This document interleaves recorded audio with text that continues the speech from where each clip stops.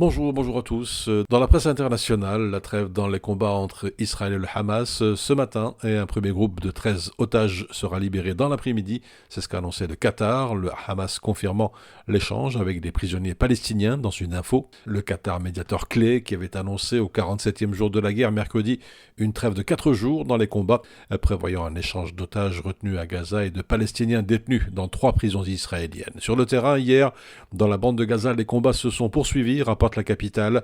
Les femmes et les enfants sont encore les premières victimes et selon l'ONU, une grave crise humanitaire sévit avec notamment le déplacement de plus de 1,7 million des 2,4 millions d'habitants de Gaza.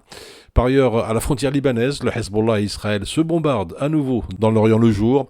Le Hezbollah qui a intensifié ses attaques contre Israël depuis le sud Liban où il a perdu 7 de ses combattants hier, dont des membres de son unité d'élite dans des bombardements israéliens. Dans des communiqués successifs, toujours selon le quotidien libanais, le Hezbollah a revendiqué plus d'une vingtaine d'attaques contre des positions militaires israéliennes. Depuis le 7 octobre dernier, les affrontements entre l'armée israélienne et le Hezbollah sont quasi quotidiens.